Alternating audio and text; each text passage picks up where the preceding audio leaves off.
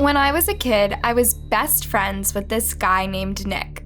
We were next door neighbors, and he was the first friend I remember making in my life. We were so young that it didn't matter to us that he was a boy and I was a girl. We still had similar interests, like catching fish in the neighborhood pond, climbing trees, and exploring the great outdoors. Any time that we didn't spend in school, sleeping, or eating, we were together, always switching off which person's house we would hang out at. We rode the bus to school together, and we were even in the same class. Sure, I had friends that were girls too, but I always preferred to hang out with Nick. The years went by, and as we got older, people would ask me if Nick and I were dating. I could totally see how it would look like that. After all, we are very close. But I always said Nick was like a brother to me. We had grown up together, but there was no romantic feelings involved. We never talked about it, but I assumed Nick felt the same way. When we were in junior high, me and Nick's hobbies changed a bit, but we still spent lots of time together. Instead of the things we used to do for fun as kids, we rode skateboards, did homework together, and went to the movies. I considered him my very best friend in the whole world. I had always thought Nick and I would be friends forever. Our bond was that strong. But the summer before I was going to be a freshman in high school, I got some surprising and very upsetting news. My dad had accepted a job in a different state, and me and my family were moving. I was heartbroken. I was leaving the only home I had ever known, and worst of all, I was leaving Nick. I didn't know how I was going to get through high school without him by my side. I was going to be going through so many firsts, and I wouldn't know anybody. My parents bought me my first cell phone before our move and told me that I could use it to stay in touch with Nick. Nick and I promised each other that we would stay close and talk every day, which in the beginning was what we did. But as time went on, life got busier. I became adjusted to my new school and my new hometown. I even found a group of friends. Sometimes I found myself ignoring Nick's calls. It wasn't that I didn't want to talk to him or didn't miss him. I was just enjoying my life and my new friends. I felt more independent. Eventually, a lot of time had passed, and I hadn't spoken to Nick at all. After high school, I got a scholarship for a school out in California. It was far away from home, and of course I was nervous about being away from my family, but I had always wanted to live in California, and finally I had my chance. After a few weeks into the school year, I met this guy who made vlogs. He documented his life and the adventures he had with his friends and then shared the videos on YouTube. I had never watched his videos before, but soon found out that he had a really big following online and a lot of friends. As I got to know the vlogger better, I began appearing in his videos on a pretty regular basis. My life after that completely changed. I started getting recognized in public, mostly by young people who would ask me for a picture. The vlogger owned a merchandise line, and as I came into the group, I started getting a cut of the sales and modeling for promotional shots. I even started growing a following online. My Instagram following went from 200 to 200,000 in no time. Brands from makeup and clothing companies started reaching out to me, asking to sponsor me. Life was awesome, but overwhelming at the same time, and my new famous friends were there by my side to guide me through it. One year, my family and I decided to celebrate Thanksgiving in the town that I grew up in. My grandparents and aunts and uncles still lived there, and we hadn't seen them in a while. I flew out early and had an extra day to kill before Thanksgiving. My mom suggested that I visit Nick. She told me that she had recently spoken to Nick's mom and found out that he was having some problems making friends at college and was pretty depressed. I told her I would definitely swing by and visit him. We hadn't spoken in years, and it would be nice to catch up. I texted Nick, and we made plans to meet up for coffee at his college campus. I could tell through his text messages that he was very excited to see me. When I arrived at the coffee shop, I checked my phone, and Nick had texted me saying that he was already there. I glanced around, but I saw no one that I recognized. Suddenly, a man waved at me, and with a gasp, I realized it was Nick. He looked completely different. He was unshaved with dirty hair that was far too long. His clothes were disheveled, and he looked incredibly thin and unhealthy. I greeted him and hugged him before sitting down and ordering a coffee. We began making small talk, and he told me about his major and what classes he was taking, but it was clear that he was much more interested in talking to me about my life. He told me that he had watched every single vlog I was in and had purchased all the merchandise my friend group sold. I was taken aback by this and told him that he could have just asked me and I would have given him the merch for free. I promised him that when I got back to California, I would ship him a set of the newest merch line that hadn't been released yet. This made him incredibly excited. He told me how much he wished he could have the life that I had, always traveling and hanging out with big celebrities. I felt bad for him. He seemed like he didn't enjoy his own life at all. I told him that maybe, depending upon my schedule, he could come visit me in California sometime. He asked me if he could be in the vlogs, and I told him maybe that could be arranged. After a couple of hours of talking, he asked me if I wanted to see his apartment. He lived with one roommate, but the roommate had gone home for the holiday and wasn't there. I agreed to stop by quickly. When we arrived at the apartment, I was instantly shocked by the state of things. The whole place was in disarray. There were stacks of dirty dishes and beer cans strewn across the floor. Nick cleared his throat, seemingly embarrassed. He told me his roommate did all the cleaning and the household chores, and the place had gotten messy since he had been away. I found a clean area on the couch and sat down. Nick offered me a beer, and I agreed to have just one. He went to the kitchen and cracked one open and handed it to me. He sat down next to me a little too close. I was hyper aware of how close his leg was to mine. He began talking about how much he missed me over the years and how pretty I had become. I felt myself growing more and more uncomfortable as he continued to scooch closer and closer to me on the couch. Suddenly, he grabbed me gently by the chin and tilted my mouth up to meet his. Before he could connect, I gently pushed him away. I told him I was sorry, but I just didn't feel that way about him. I told him I thought I should leave. I thanked him for the beer and then made my way towards the door. The last thing I can remember is something hard and metal slamming into the back of my head and everything going black. When I woke up, I was all alone in an unfamiliar room. Once I had the ability to take in my surroundings, I jolted into a sitting position. There were screens all around the room mounted on the wall. Each one of them was playing a different clip from the vlog that I was in. It was me laughing with my friends, me dancing in the club, me on a private jet. All these clips were on loop. I was shocked and confused. Was Nick obsessed with me?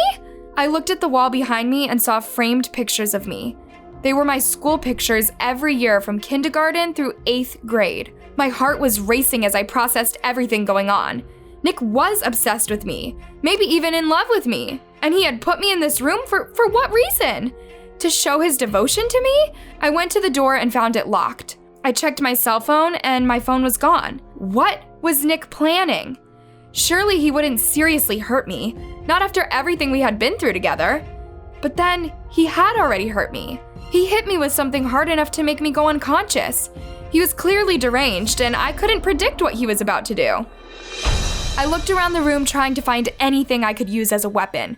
Before I could, the doors swung open and Nick stepped inside. He was holding a gun in one hand.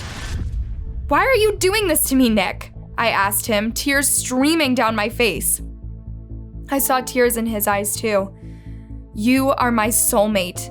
I can't bear to see you with anyone else," he told me. "But think of all the good times we had together," I told him, my heart pounding in my chest. "You can come back to California with me. I'll pay for your ticket." I was saying anything I could think of to get myself out of this situation, for him to think clearly and change his mind. I was pleading with him, telling him anything I thought he wanted to hear. Slowly, I watched as he raised his arm and pointed the gun at me. I closed my eyes and prepared myself to die. I hoped it would be quick and not too painful. I forced myself to think of happy thoughts, of my family and friends. I hoped I would see them again in heaven. I heard a click, and I knew it was the sound of a trigger being pulled. I waited for the pain, but it didn't come. I opened my eyes and I saw Nick staring at the gun in confusion. Realization flooded over me. It had fired a blank.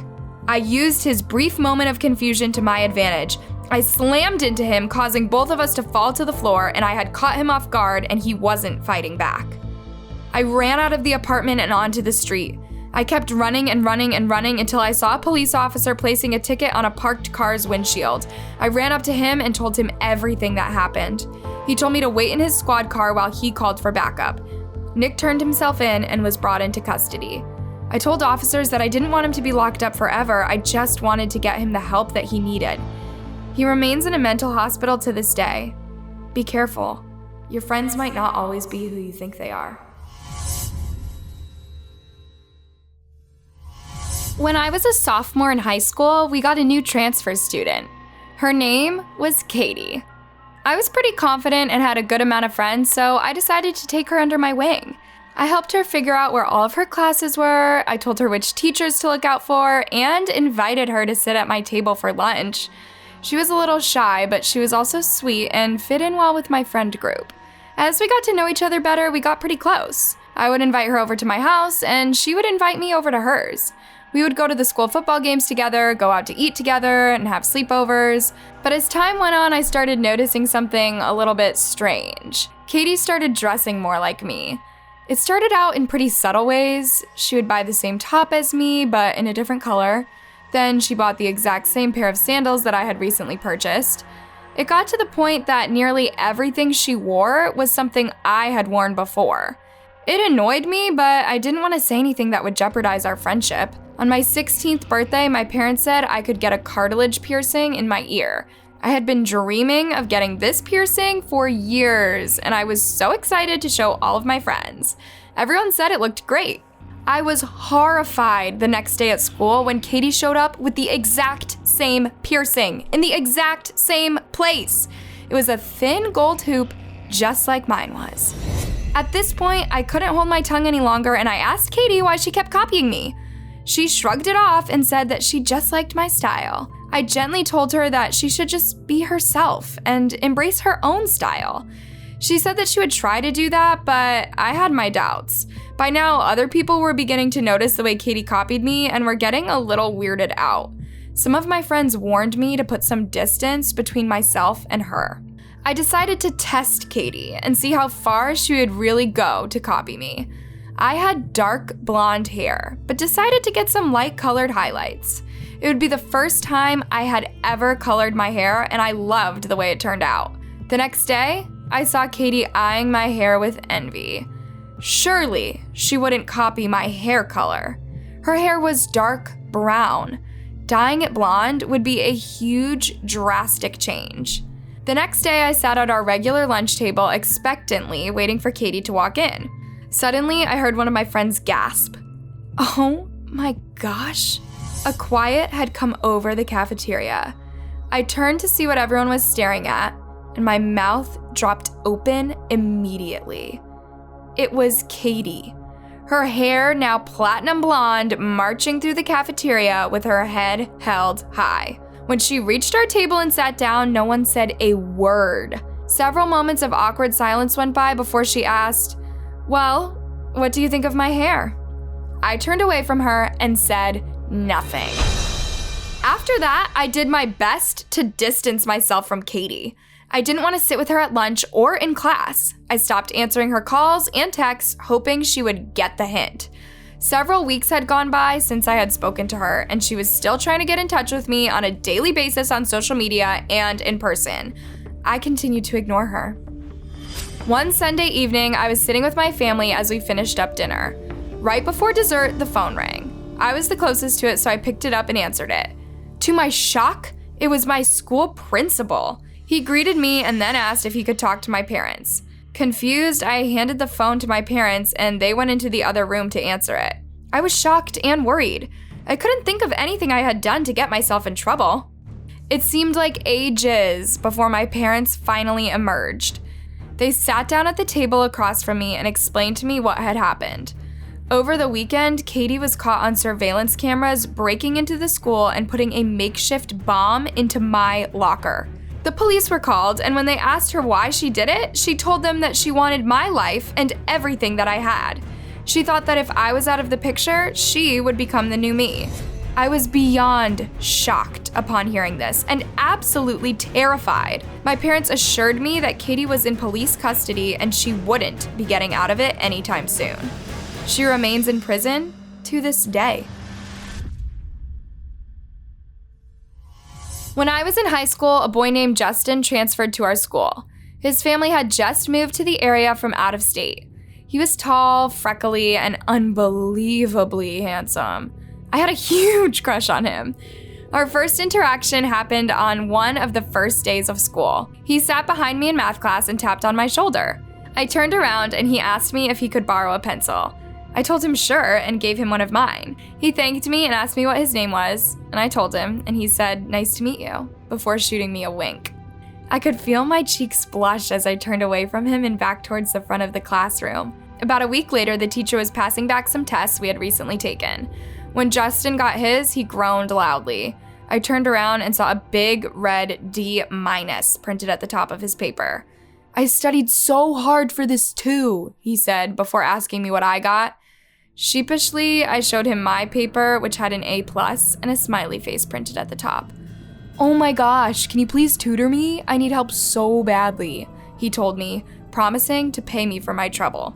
I laughed and told him I'd be happy to help him, but he didn't have to pay me. We arranged to meet at the library and study after school for an hour every day. The first few study sessions went well.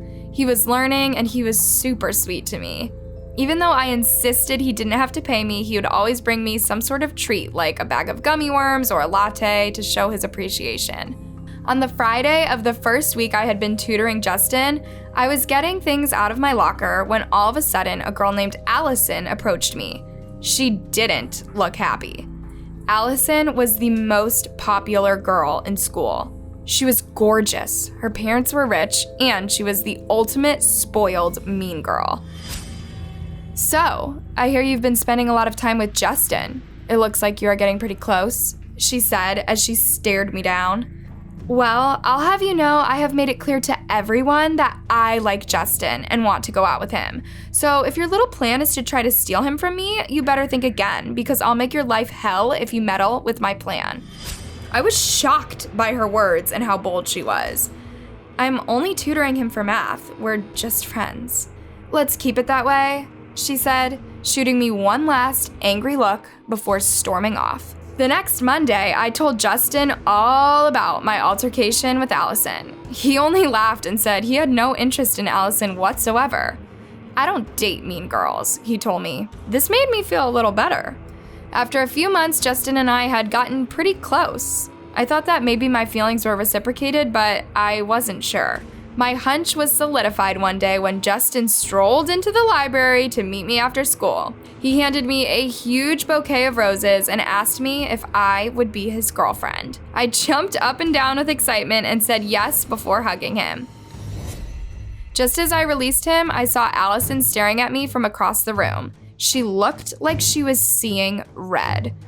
I had no doubt I would be hearing from her again, and I wasn't looking forward to it. The next day at lunch, my best friend and I got our trays and sat them down at our usual table. Our hands were full, so we had to leave our trays at the table for a moment while we went back to get our drinks. When we got back, I took a big bite of my tomato soup. I was about halfway through my food when I started to feel a little strange. "You're like weirdly pale right now," my friend told me, looking concerned. "I don't feel very well either," I told her. I felt nauseous and my vision was going blurry.